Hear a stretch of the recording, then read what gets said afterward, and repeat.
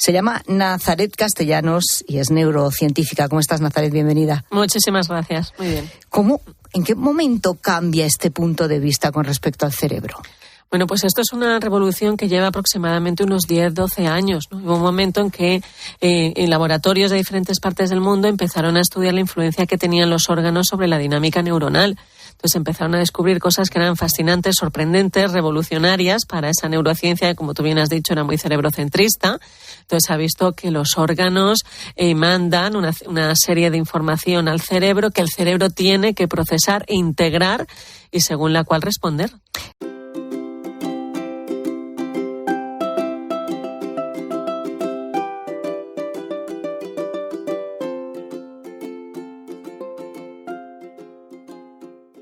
¿Y eso, y alguna vez te has fijado en qué postura o qué postura pones cuando miras el teléfono móvil?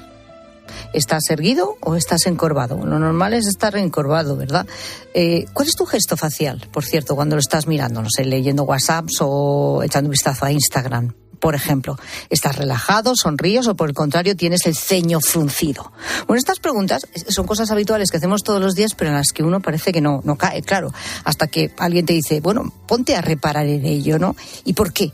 Bueno, porque aunque no seamos conscientes, nuestro cerebro interactúa con el resto de nuestro cuerpo en muchas más formas de las que creíamos hasta ahora. Por ejemplo, si tengo cara de enfado al leer un mensaje de WhatsApp, mi cerebro interpreta que es que me siento así y activa ese mecanismo. Si me encorvo, que además esto suele ser muy habitual, se creerá que estoy triste y eso provocará que me fije más en las cosas negativas. Bueno, y es que resulta que ahora es el cerebro el que recibe información de todos los órganos y responde, y no al revés. Es decir, lo que siempre se ha estudiado como cerebrocentrismo. Bueno, es una manera diferente, ¿no?, de mirar el funcionamiento de nuestro cerebro.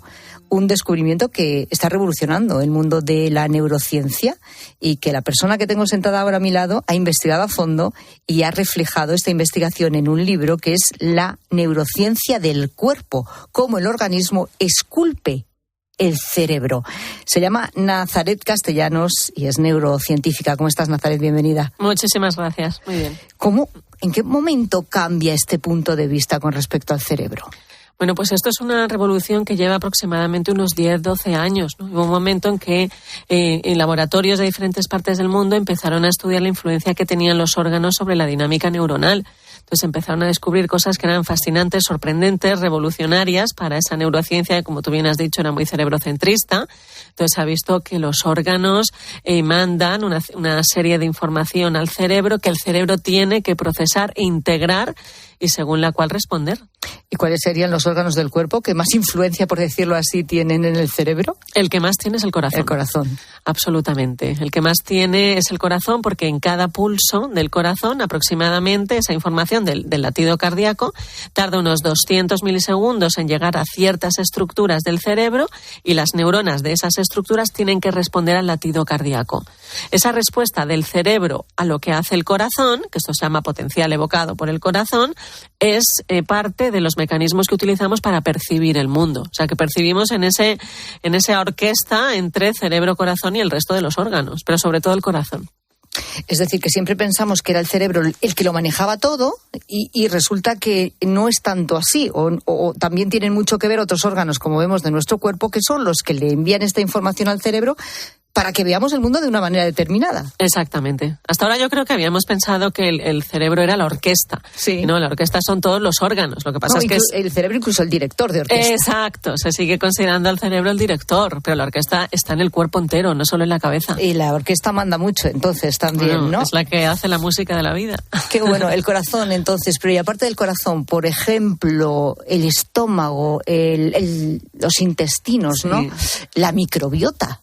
Que ahora resulta que siempre se ha dicho que cómo es que el estómago o el sistema intestinal es un poco el segundo cerebro. Uh-huh. Pero, y esto, de hecho, se está demostrando con tus estudios que es así. ¿Por qué? Exactamente.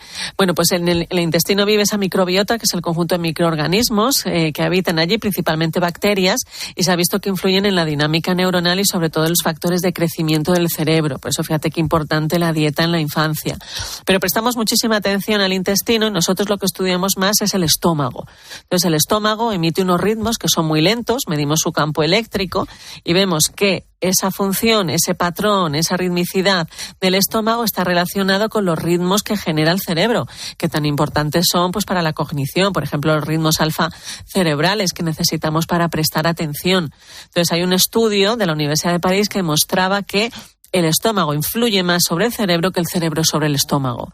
Y que lo que esté pasando en el estómago determina la cantidad de ritmo alfa que está generando el cerebro. ¿Me puedes poner algún ejemplo práctico? Pues mira, por ejemplo, estos ritmos tan lentos que emite el estómago lo hace cuando está vacío.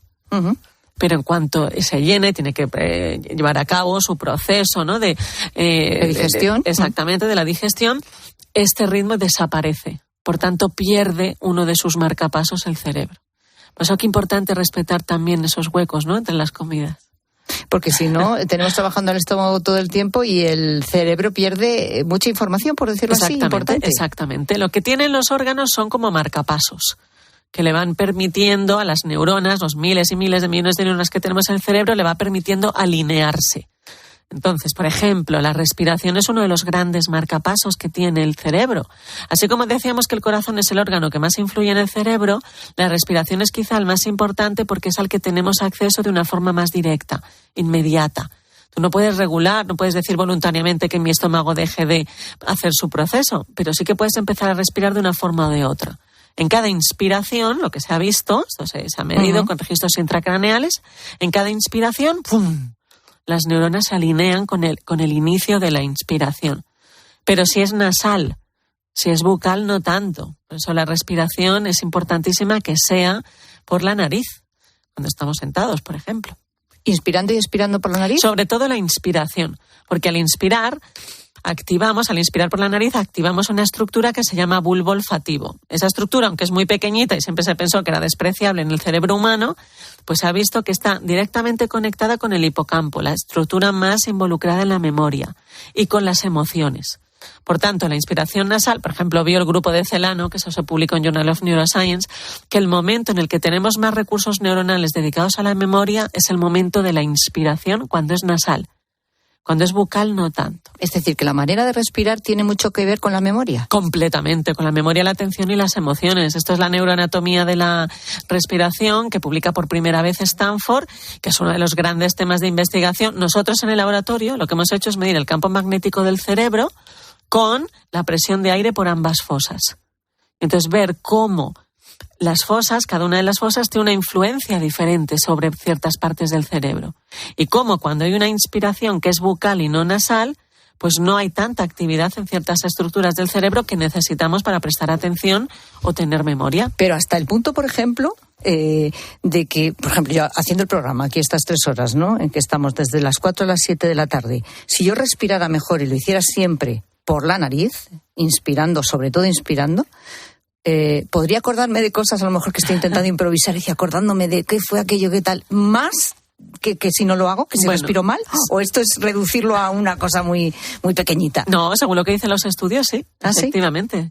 ¿Sí? Fíjate, el Max Planck en Alemania hizo un estudio con personas ya mayores, algunos de ellos con más probabilidad de tener enfermedades neurodegenerativas, y lo que les hicieron fue un entrenamiento en el olfato, por lo cual tenían que aprender a respirar por la nariz, pues se vio que había una mejora cognitiva. La respiración, cuando es nasal, favorece la actividad neuronal de las áreas implicadas en la cognición. Oye, me interesa mucho esto también de la postura. Antes he hablado y es cierto, ahora nos pasamos media vida encorvados porque estamos con el móvil. Exacto. Tanto si estamos sentados como de pie. Pues a veces paseando también por la calle porque también vamos con el teléfono móvil. Con lo cual es cierto que llevamos una postura que en vez de estar, pues eso, no sé si erguidos, ¿no?, y con la cabeza alta, vamos encorvados, con la barbilla metida, pues aquí en el cuello y mirando el teléfono móvil. ¿Qué le dice esta postura al cerebro de nosotros o de lo que nos pasa en ese momento? Pues mira, desde hace muy poco se está estudiando la influencia que tiene el cuerpo, la arquitectura corporal, es decir, la postura, sobre el cerebro. Y hace pues como 3 meses la revista Nature publicó que se había localizado por primera vez en el cerebro una estructura cerebral que da cuenta de cómo está toda la postura. Pero esta zona del cerebro no solo informa al cerebro cómo está la postura, sino que esta información se convierte en sentido. Es decir, lo que esté pasando, el cerebro lo tiene que interpretar y según lo que esté pasando, el cerebro tiene que decidir hacer una cosa u otra. Entonces, lo que se ha visto es que según cómo tengamos nuestra postura, el cerebro lo va a intentar asociar a un estado emocional. Por tanto, si yo estoy triste, pues eso, me encojo, me encorvo, ¿verdad? Y es lo mismo que hago a lo mejor al coger el móvil.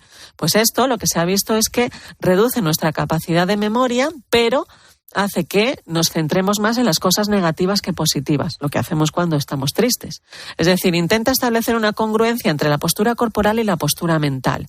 Por tanto, se han hecho terapias, por ejemplo, se han hecho experimentos en terapia, donde hay una persona que está relatando su estado y, por tanto, pues su cuerpo manifiesta esta dificultad que está viviendo. Se encorva.